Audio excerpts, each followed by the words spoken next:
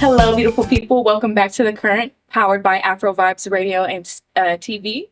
I have a beautiful guest here. Her name is Briana. We're going to be diving into go-go dancing, nightlife of Houston, as well as talking about relationships and a little bit of toxicity in 2025.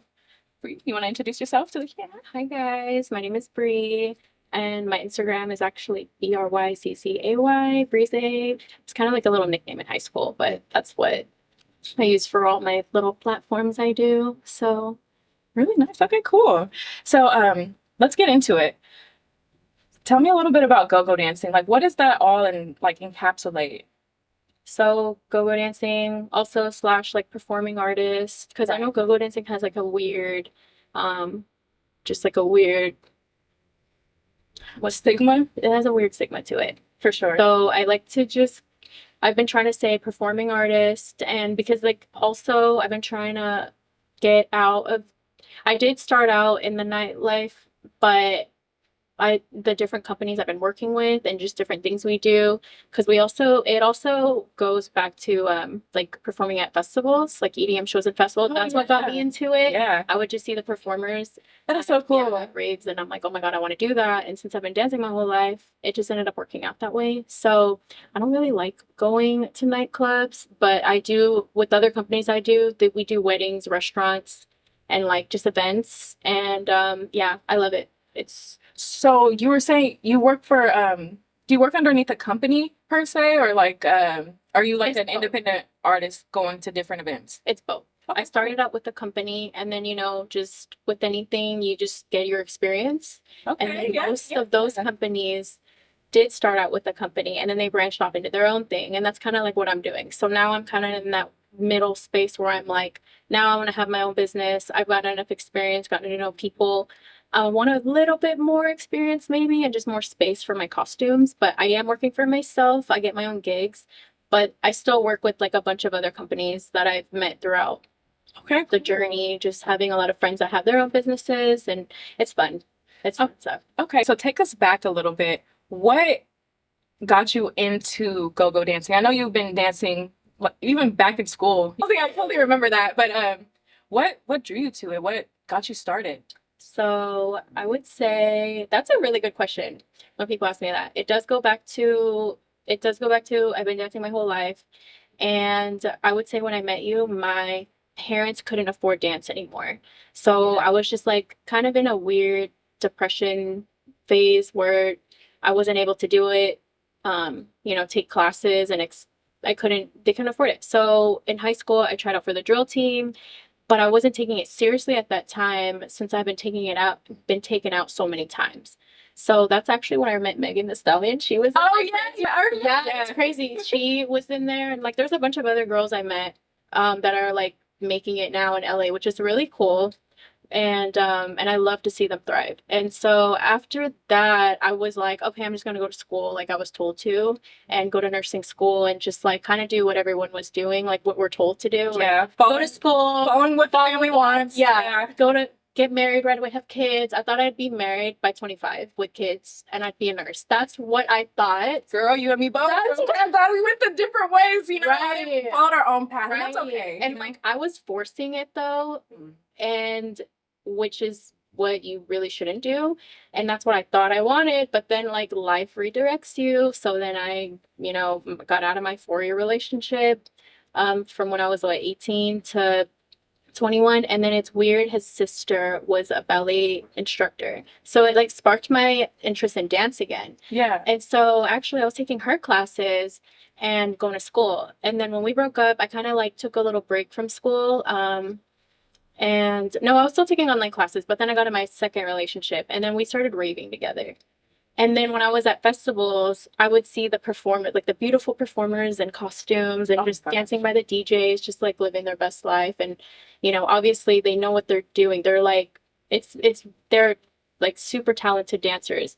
And I wouldn't even say I was at their level yet. And I was just like, wow, I want to do that. Something was telling me to do that. Yeah. And so then I got out of the relationship and I started my podcast, which then led me to working with a bunch of people in the EDM industry. Okay. I was a part of a blog and I was writing about music, and I met other shufflers that raved and shared Yeah. the same, love for dance and raving. And then I met a girl named Ina K. Shout out to Ina K. She works with Insomniac Entertainment in LA now.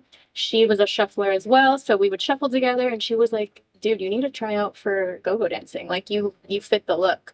And I was like, really? What is that? And she kind of just showed me, and I was like, okay, where do I do this? Where do I do that? And I tried out, and yeah, ever since then, Wow. it just And the rest is history. yeah, the rest is history. And it's just now it all makes sense. It all makes sense. So Yeah. I'm just happy where it led me. Yeah, absolutely. That is so cool. That's an inspiring story. Thank you. Yeah, you know what I mean? Following your own path and forging your own path, really, that's something admirable that not a lot of people do, and it doesn't really get enough credit. Um, It's hard. I'm yeah. not gonna lie to you. Yeah. Like, it sounds all like glamorous, but no, like, you really have to go against, like, now your family's judgment, or like other people. Like, Yes. you're gonna experience judgment regardless of what you do. So it's like, okay, I figured I might as well get judged for something I love.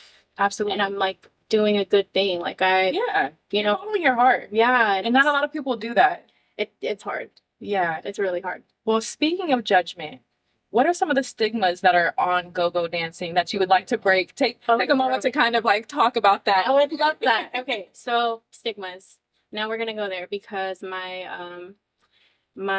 boyfriend, actually, we started dating when I started go-go dancing. He has experienced, like, he had came to one show, my very first dance team I danced for, and he didn't really like, I guess, her style and like the costumes we wore. And I just had to deal with people asking and thinking like, oh, is that the same as stripping? And not against anything. Like, I am Different dance. not against Yeah. strippers Different- at all. Like, yeah. but it's just not, it's not the same thing. We're not taking our clothes off. Like, it's still different. Like, Absolutely. know? That's like comparing ballet to hip hop dance. You know what I mean? Like, that's two complete different things. And with go-go dancing, I would say it is a mixture of like hip hop and ballet and contemporary and heels, and it's just a mix of like shuffling. I have to learn to dance with my feet.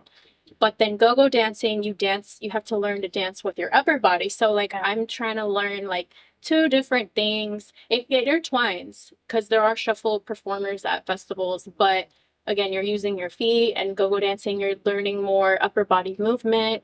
And I notice it is a lot of just a bunch of mixture of everything. There's a bunch of ex-cheerleaders that are go-go dancers now. Like, Oh yeah. it's so cool. So yeah, it's a mixture of, I would just say it's just a mixture of freestyling.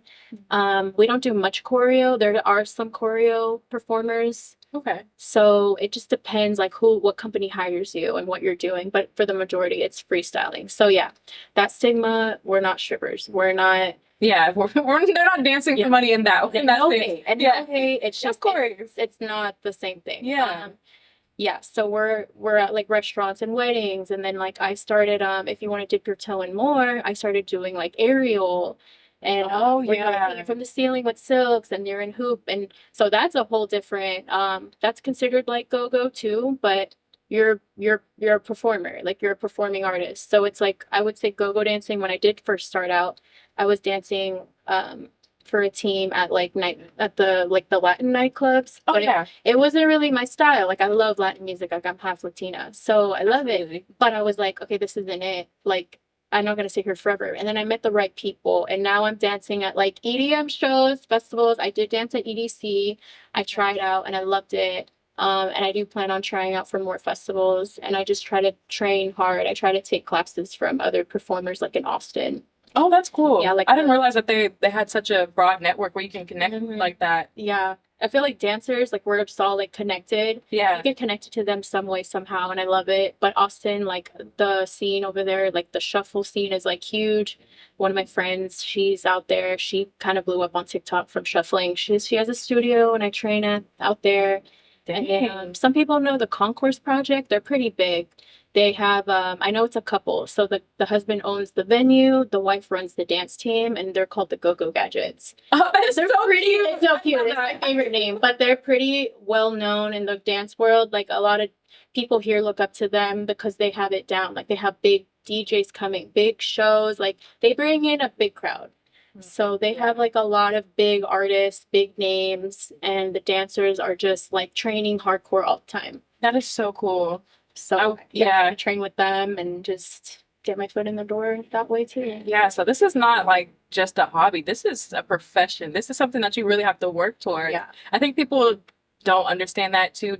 That's kind of a stigma, I would say, as well. It's Yeah. because it's dancing, people think, you know, oh, it's just you get the gig, you go and dance. Like, no, you train for Like, this. You you're really have to, training. yeah, you have to work out, work your body and Yes. get used to those movements. That's incredible. I know a lot of people say, like they'll comment on other dancers. I haven't gotten this yet, but I'm sure it's coming. But I'll see the dancers put videos, and then people are like, "Get a real job," or just tell them stuff like that. And I'm like, dude, you know how hard it is? Like that is a job. You're training. Like Yeah. maybe it is a hobby as well, but you can turn your hobbies into things you love Yeah. and get paid for it. Like that's the best or most rewarding job to me in my opinion. Absolutely. And honestly, if you don't have anything nice to say, don't say it at all. Yeah. You can just unfollow them. You don't have to do that. I know some hate people, they just don't have anything going for them, so they have to hate on other people.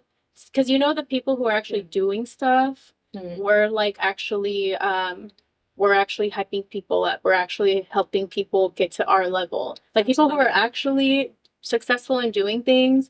I'm not where I want to be, but I know like I still love helping people. Like I love teaching people how to dance. I want to help people like thrive. And You like should start a dance class. That'd be so cool. It's Sign coming. me up. It's Sign me up. It's coming.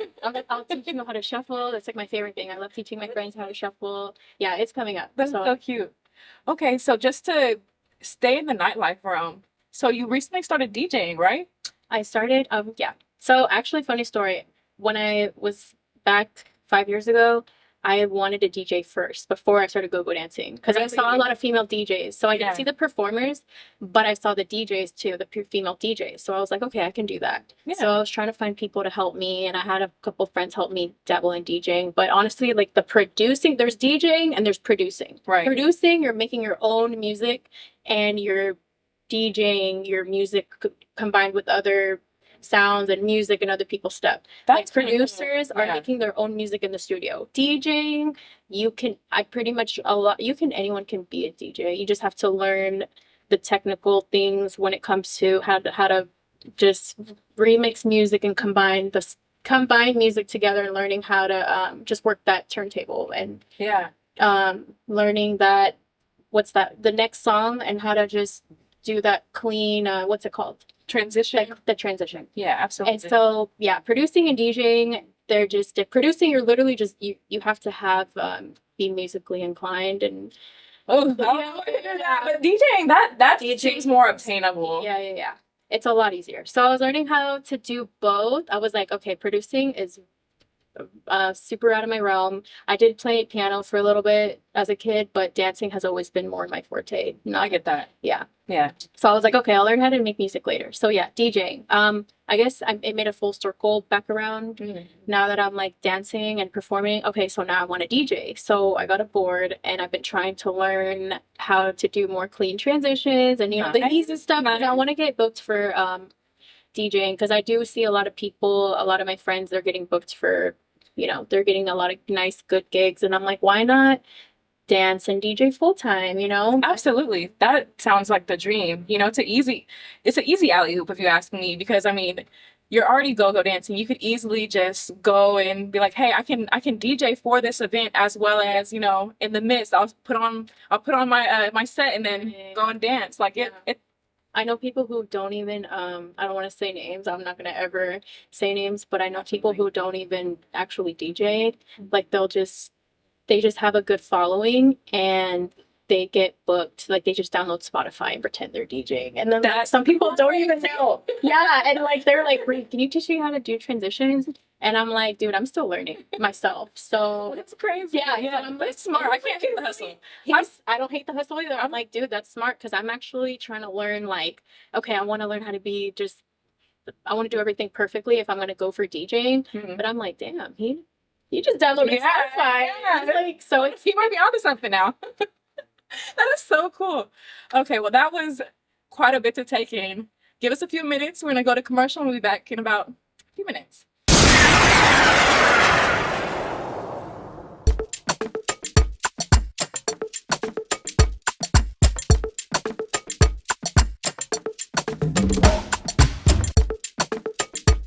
Okay, beautiful people, and we're back. So we've kind of touched on the nightlife from go-go dancing to DJing.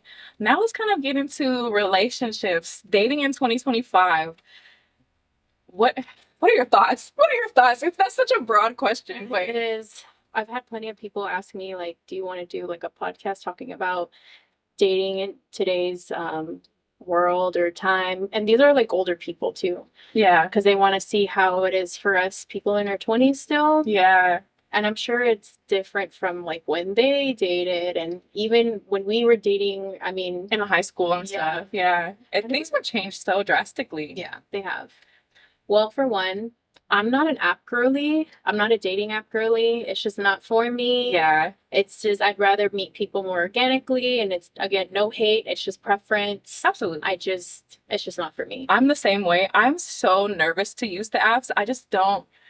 I wouldn't even know where to start. Yeah, I just Like you could be anybody, and then the profiles, people are putting their best foot forward. Yeah. So they're and some of and it- there's like an algorithm going on too. Really? Yeah, there's like I was like watching a couple podcasts, and they talk about how I guess the guys that are a lot of men are overlooked, and I would call them like your average men, or they're overlooked, and they're usually really good guys. I usually like dating more average guys. Like I don't like dating guys that are they have like a huge following, and they're yeah, like that's they're red flags just a little showing bit. off their money. Yeah, They're leading with their money and what they have. It's like, okay, cool, but how are you as a person? yeah. Like how do you treat your mom? How do you treat your family? mother? That's the most important question. Your Absolutely. family, your friends, your loved ones, Mhm. people, humans, me. Like, Yeah, yeah. yeah. I totally agree. I definitely feel dating right now. There's a bit of it's very toxic. It's hard to find a good partner in this day and age. It's just everybody's everywhere. Everybody has their own thing going on, so it's kind of hard to connect with people on a genuine basis. You know what I mean? Um, what are your thoughts on that? I think I have faith. I just, me being who I am and like all the things I watch, I think it has a lot to do with you starting off with you as a person. Like, Right. would you date you? That's like the most important question I have. And honestly, like attracting, because we're cute girls, right? We're Yeah. gonna attract. And I feel like with our personalities as well, like I get that a lot. Like we're gonna attract a lot of people, but it's like, who are we willing to entertain after that? You know what I mean? Absolutely. And so we have to like filter that out and keep that in mind. And also just like they also say you are who you attract, who you are and where you're at in life, which is so true. So I feel like if you're in a good place with yourself and you're just in a good place in life, you do start attracting different people. You know what I mean? I definitely agree to that. I can attest to that actually. Something that I had to realize as an individual was I had to work on myself. Like you mentioned, like you have to work on yourself in order to be ready for a relationship. Would you date yourself, as you said? Yeah, there's a time where I wouldn't have. There's a time I wouldn't. Yeah, Yeah. you know. So I think it's so important to really work on yourself and heal before jumping into a serious relationship. And I think that might be where a lot of people falter nowadays. They're just like they don't want to be alone. Yeah. They're scared Yeah. to be alone instead the of worst taking that thing. time to really, Mm-hmm. be okay and be comfortable with that. Because I mean, not to put it like this, but we come into this world alone, we'll go out alone. Yeah. So you have to be okay and be solidified in that. What are your thoughts? Okay, so first of all, yes, like I was like that. I was a lot more codependent younger.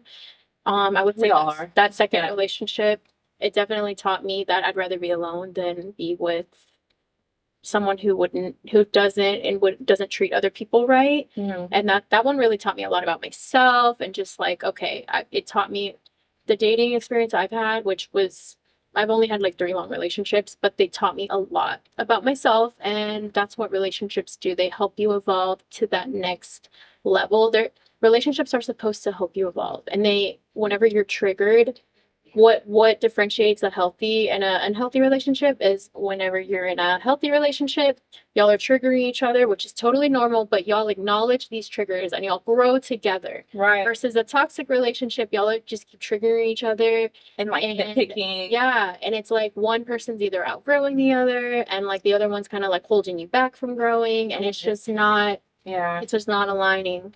And so a lot of us stay in that. And, I am guilty, but you have to realize you get to a point you're just like, okay, like this isn't serving me anymore. Like I'm going to just be stuck in this cycle in life. And also relationships, whenever you're in a toxic relationship, you notice that it just seeps out into your whole, like in everything in life.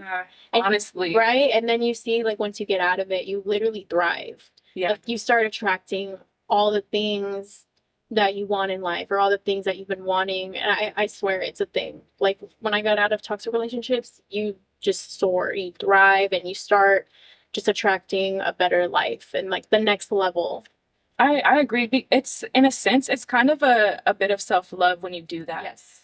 When you're not being true to yourself, not allowing yourself to grow and move on from a relationship, staying in it just to be comfortable. And I know so many, and I've been guilty, but it's hard. Me too. It's hard. It's hard. Yeah. I was talking about my friend about that. I told her, like, look, I love you. Yesterday, we had a talk, and I'm like, you just seem very complacent with this person. Y'all been together for 9 years. It's just, I can see it as a friend. I'm not gonna be that friend that's gonna like sugarcoat things. Like I'm gonna tell. Where was she when I was in my last relationship, girl? No, but that's real. That's real. And sometimes you need somebody to give you an outside perspective because you're so like wrapped up in it. You don't realize. You don't see it yourself. Yeah. Other people, you need that. That's why therapy is so important to me. And a lot of men don't really like agree with the therapy, which is kind of sad. But it's like you get an unbiased outside third party, and like couples therapy. I've known people that actually do it, and they say it's so helpful for their relationship. Wow. So that's why I just, side note, I think that's really important. But I want to do that for my next partner when I'm married. I think that's so important to do that before I get married. Absolutely. So what's a piece of advice that you would give? I wanted to do like each, like a girl or a guy, but let's just do a person kind of going through a toxic relationship. What's a piece of advice that you would give them to navigate it and hopefully get out of it? I would say that's a good question.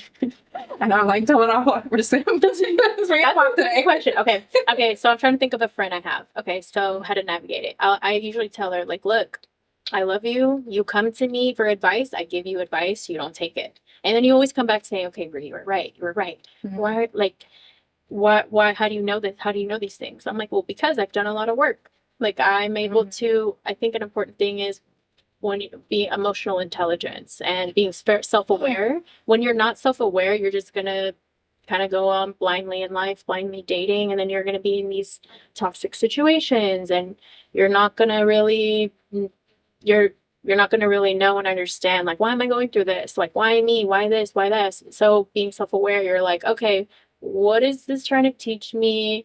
What am I learning from this? Why am I going through this? Like there's a reason, there's a lesson. Absolutely. So I try to help my friends who are in toxic situations because I've been there. So once you've been there, you can recognize, like, hey, I experienced this. And when you're going through a lot of just turmoil and just a lot of ups and downs in relationships, that obviously as humans we get addicted to that. Yeah, because it is a part of life. Even in a healthy relationship, we're meant to go through ups and downs, but we're meant to navigate it together in a healthy way, not keep going in cycles and circles. That's what makes it toxic. Absolutely. When you're not growing from it and y'all are just bringing each other down. So to get out of it, that one's hard because I feel like we're all on our own journey. So that's whenever you're really ready. Right. And I try to tell my friends that because when I was in it, I know I had my parents try to get me out of it, but it's really whenever you're ready. Yeah. When acknowledging it is the first step, but leaving it, I know that's the hard part. Because then you got that off and on, that then you get the rush, the highs and lows. Absolutely. the makeup and breakup. Oh yeah. It's just Yeah, don't do that. yeah, If you don't break do up, that. just call it a day. Call it a day. Yeah. So if you want to be healthy and grow from it, call it a day. But Yeah. also, yeah, it's like what you're willing to put up with. I definitely don't put up with cheating, disrespect, and just Absolutely not. Yeah. Like, what are some standards, speaking of, what are some standards that you have in your relationship that you won't compromise on? so my non-negotiables, Non-negotiables. Yes, there we they go. are you have a few. I'm not gonna lie, they have gone up. As As I got Girl, me older, too.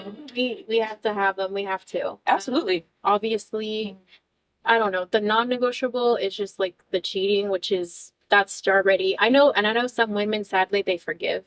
Sometimes, I don't know their situations, but there's kids involved, so Well, yeah, we don't of really course. know the like what they're going through, and I guess it just depends for everybody. But I don't know. That's automatically like that's a non-negotiable. I would never want my kids to grow up seeing what I saw growing up. So that's Yeah. no for me.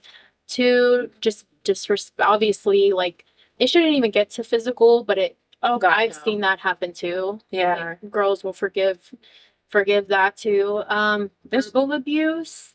To me, that's That's just as bad as hitting somebody. Yeah, Because you're using your mind to manipulate somebody, and that's it's a whole just as different type of, bad. yeah, that's a whole different type It's of, still abuse. yeah. I would say even I've gone through my first boyfriend had like he wasn't a bad dude at all, but he had drinking problems. Hmm. So that one was really hard to leave too because now it's like, okay, well, we're super young. This is now like a health issue. Like you're drinking super young and you're kind of ruining your own life. And yeah, he never Yeah. hurt me, hit me, nothing, cheated, but it's like, okay, this is still a non-negotiable. Like you are not being your best self. And I think that's so important to me in a relationship. Like we're bringing out our best selves. Yeah. Like, we should be helping each other grow. If I'm not doing that, then I'm not for you. Yeah. So I kind of see it like that. If they're not bringing out my best self and we're not growing together and we're not, yeah, bringing out the best in each other, then that's just not going to work. I totally agree. And that's different than just the day in, day out. Like, of course, there's going to be issues. There's going to be fights. There's going to be disagreements. That's so normal. That's normal. But you're supposed to navigate that, but Yeah. it's different when it's something that really is affecting y'all as a couple. You have to be aware of that, like you were saying. And I agree. I don't think a lot of people are very self-aware of what they're doing. Sometimes you just get caught up in living life. You kind of forget, like, let me take a moment to self-reflect. Let me think about everything that I've got going on. Is this really what I want to do? Is this what I want to do in the next 5, 10, 20 years? Like, it takes a lot of emotional intelligence, as you said, and self-reflection. And it's difficult. It is very difficult. I can definitely attest to it. I was in a 14-year relationship. Yeah, we worked together for a long time. Is this the one I was? Yeah. Wow. Yeah. But everything, not a bad guy. We just outgrew each other. Yeah. And I had to take a moment and realize, like, is this for me? Is this something that I want to do? Am I okay with my life going this way for the next 5, 10 years? Like, do I want this? Am I a good person for this person? Like, am I a good fit for them? Yeah. What made you make that call? Because that's a long time, girl. Like that's it was really me just taking a moment to realize I had outgrown that person. And me staying was not only inhibiting me, but my partner too. I wasn't a good asset to that person anymore because I was like 10 leagues above doing something else. yeah. And they're still like, not like trying to say that I was better than them or anything, but like I'm in a whole different universe doing something completely different. And they're kind of like cool where they're at, which is it's fine, but I can't like tend to place it. Yeah. You know what's crazy? I tend to date people like that too, which is so weird. Like I always tend to be the one that's like doing all these different things. Like I'm very ambitious and I always want to learn and grow and learn new things. Absolutely. And I tend to date people who are just want to stay in the same place. And I'm like, is that like I know we attract opposites, but like is this like what is that? Yeah. I think what it is because we're such busybodies and we are ambitious and we're motivated and we want to do this, that, and the third. It boils down to having somebody that is stable, that you can just come home to and Right. not What like, balances us out. Maybe right. I was just picking someone that balances me out, but at the same time, I want that same energy that I'm giving in the Yes. relationship. Like, So it's tweaking that, yeah, tweaking that so you can grow because as I well. need that grounding and balance. Yeah. I am always on the go, and I feel like I date people that like ground me and like, okay, But just not too much. Don't keep don't keep me down. because that happens too. Like I noticed, like, okay, you're keeping me too complacent. Now I'm like, my stuff is just kind of like on hold. That's kind of what happened with my podcast, Absolutely. you know. But I don't know. I feel like I need that.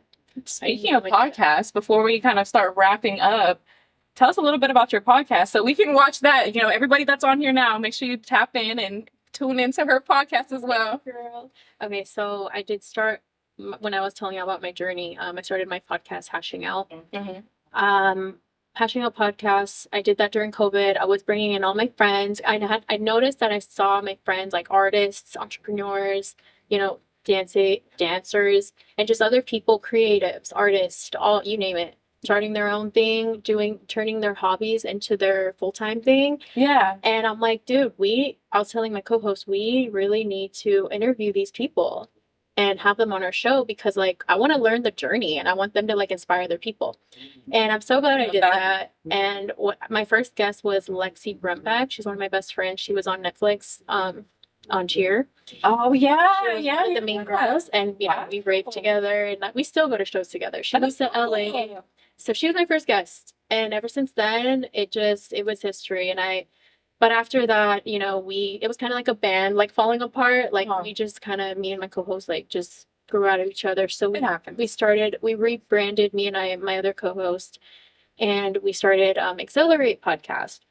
And then now I have one. I do this like solo or with my sister. It's for the girlies. It's called Dear Lover Girls. Oh, I just started that. Oh my goodness, that is so cute. And like definitely on there. That's for more like just strictly girls, you know, because I want a safe space for women. Absolutely. You know, we have to really fight tooth and nail to get a space in this man dominated world. Yeah. So I love the masculine dominated world. Oh my God. You know, like made a lot of women like there's masculine and then there's toxic masculinity, and people get that very mixed up. And so I wanted to create a safe space for women that can just support each other, because you notice a lot of like the old feminine ways, like toxic femininity. There's toxic femininity. We're all like in competition with each other, like, oh, I'm prettier, oh, who's man, you know, that man wants me. Oh my gosh. It shouldn't be like not that. my speed. No. And so I wanted to create that space, that YouTube channel for girls, and I want to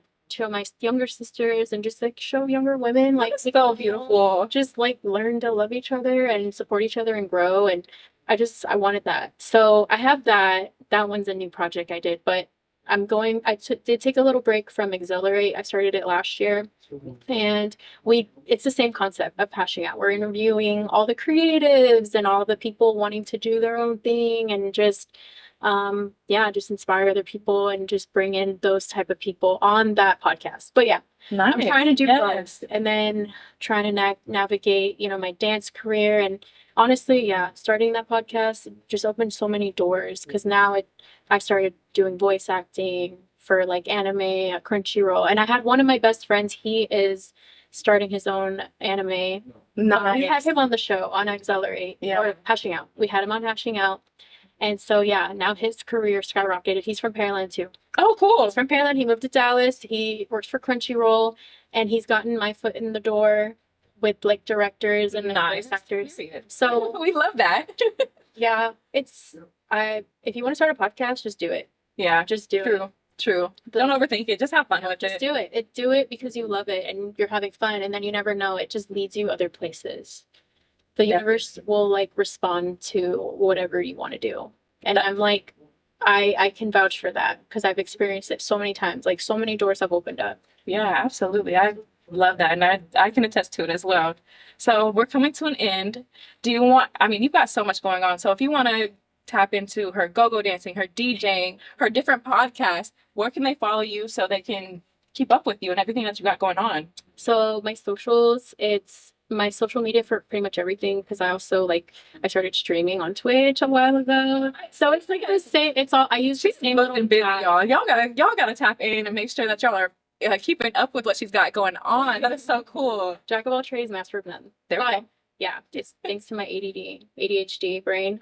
So my socials are BRYZZAY, and pretty much my podcast is my podcast name is Accelerate Podcast, and it is on Apple, Spotify, iHeartRadio, and just pretty much YouTube and other streaming platforms. I'll have Wow, that. that is so it's a lot. exciting. Well, thank you so much. Thank y'all for tuning in and watching us. Stay tuned for the next episode, and we will see you soon. Peace.